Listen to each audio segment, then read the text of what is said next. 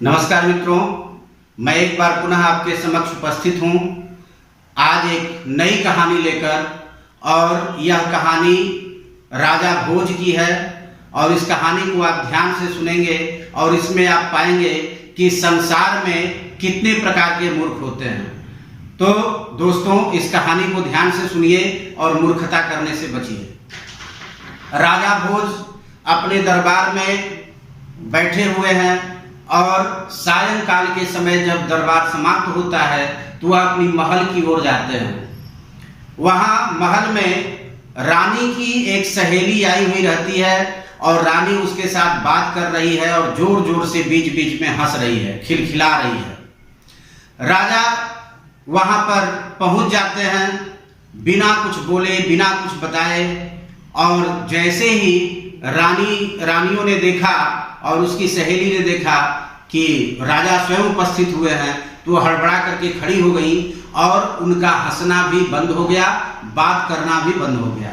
इस पर रानी ने कहा, आगच्छ मूर्ख अत्र उपविश। अब राजा जैसे ही सुना अवाक रह गया कि अरे यह मेरी रानी मुझे आगच्छ मूर्ख क्यों कह रही है। उन्होंने उस रानी से बार बार पूछा कि तुमने मुझे मूर्ख क्यों कहा। इस पर रानी ने कहा कि आप स्वयं राजा हैं, आपके एक से एक ज्ञानी मंत्री हैं, आप स्वयं जान लें कि मैंने आपको मूर्ख क्यों कहा। राजा पूछते रह गए लेकिन रानी ने कुछ नहीं बताया। अंत में राजा गुस्से से अलग जाकर के सो गए और रात भर उनको नींद नहीं आई, करवटें बदलते रहे कि आखिर रानी ने मुझे मूर्ख क्यों कहा। वह अगले दिन सबसे पहले राज दरबार में पहुंच जाते हैं और आने वाले मंत्रियों से जिस प्रकार रानी ने कहा वही दोहराते हैं, आगच्छ मूर्ख अत्र उपविश। जैसे ही मंत्री सब सुनते हैं दंग रह जाते हैं कि आज राजा बहुत गुस्से में है, राजा का मूड खराब है और आज तो हम लोगों की खैर नहीं। वह मुंह लटकाकर अपने अपने आसन पर सभी बैठते चले जाते हैं, बैठते चले जाते हैं। अंत में कालिदास पधारते हैं राज दरबार में और जैसे ही कालिदास आते हैं राजा ने उनको भी वैसे ही कहा, आगच्छ मूर्ख अत्र उपविश। जैसे ही कालिदास ने यह उक्ति सुनी, आगच्छ मूर्ख अत्र उपविश, इनका कदम जो आगे बढ़ा था वही रुक गया, स्टेच्यू हो गए और कहा कि राजन आपने मुझे मूर्ख क्यों कहा। क्योंकि जहां तक मैं जानता हूं इस संसार में 5 प्रकार के ही मूर्ख हैं, उनमें से मैं कौन सा मूर्ख हूं।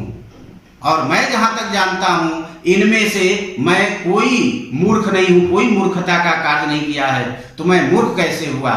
दोस्तों, उस श्लोक को पहले आप सुने कि कालिदास ने कौन सा श्लोक सुनाया जिसमें 5 प्रकार के मूर्खों का वर्णन है, फिर उसके बाद मैं आगे बढ़ता हूं।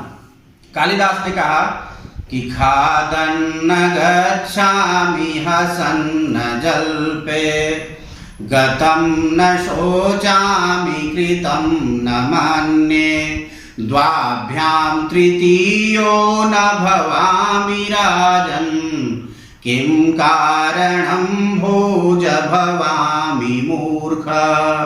हे राजन, आपने किस कारण से मुझे मूर्ख कहा। क्योंकि पहला मूर्ख वह होता है जो खाते हुए चलता है या चलते हुए खाता है।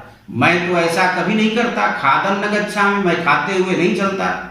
दोस्तों, आप अनेक पार्टियों में जाते होंगे, बफर सिस्टम है, वहां पर लोग देखते होंगे कि थाली लेकर घूम घूम करके खा रहे हैं। ऐसा बिल्कुल नहीं करना चाहिए। आप एक जगह बैठकर भोजन करें। अगर बैठने की जगह नहीं है तो आप भोजन लेकर एक कोने में खड़े होकर आराम से भोजन करें, लेकिन चलते हुए कभी नहीं खाना चाहिए। चलते हुए खाने वाला व्यक्ति मूर्ख होता है। कालिदास कहते हैं कि इसमें से मैं पहला मूर्ख तो बिल्कुल नहीं हूं, क्योंकि मैं खाते हुए तो चल नहीं रहा अभी। दूसरा मूर्ख वह होता है जो हसन न जल पे, दूसरे प्रकार का मूर्ख जो हंसते हुए जल पीता है। दोस्तों, आप बहुत बार देखे होंगे कि हंसते हुए जल पीने के कारण कई बार लोग बेहोश हो जाते हैं और इतनी खांसियां आती हैं, छींक आती है कि कभी कभी नाक, मुंह और कान से भी पानी आ जाते हैं। तो इस प्रकार से कभी भी हंसते हुए जल नहीं पीना चाहिए, नहीं तो वह जानलेवा साबित होता है। तो कालिदास ने कहा कि राजन, मैं हंसते हुए जल भी नहीं पी रहा हूं, तो मैं भला कैसे मूर्ख हो गया।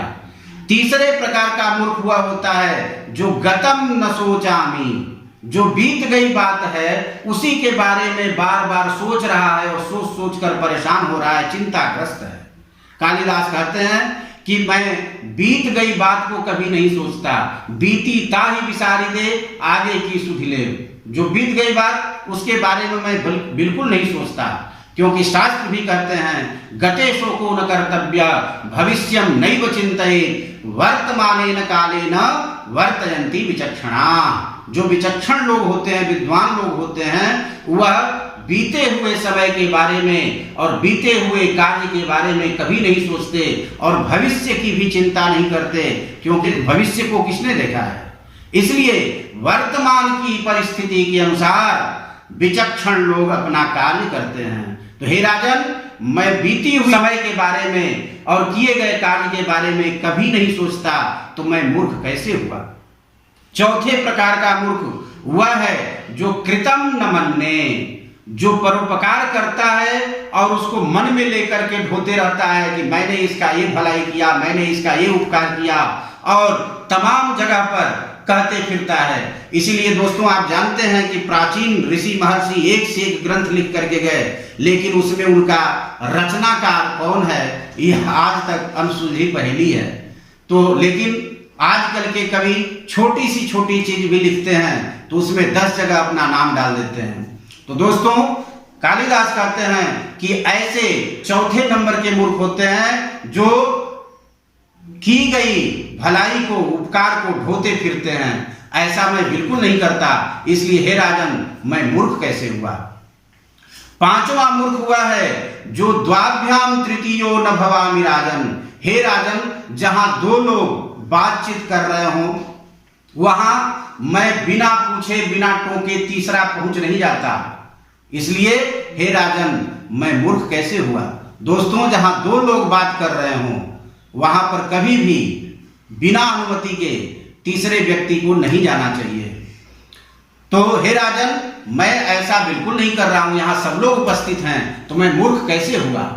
राजा ने जैसे ही सुना इस श्लोक को कि द्वाभ्याम तृतीयो न भवामि राजन, उसके प्रश्न का आंसर उसे मिल चुका था और वह बहुत अत्यंत हर्ष के साथ खड़ा हुआ और कालिदास को आलिंगन कर लिया और वह उनको बहुत सारा पुरस्कार दिया और कहा कि धन्य हो कालिदास, अब मुझे कुछ जानने की जरूरत नहीं, मुझे आंसर मिल चुका, मैं जो जानना चाहता था वह जान चुका। दोस्तों, आप भी जान चुके कि 5 प्रकार के मूर्ख कौन कौन होते हैं। तो इन 5 कामों को करने से बचें और अपनी मूर्खता जग जाहिर न करें। इसी के साथ मैं आज अपनी वाणी को विराम देता हूं। अगले वीडियो में मैं पुनः आपके सामने उपस्थित होऊंगा। तब तक के लिए धन्यवाद। आप स्वस्थ रहें, खुश रहें।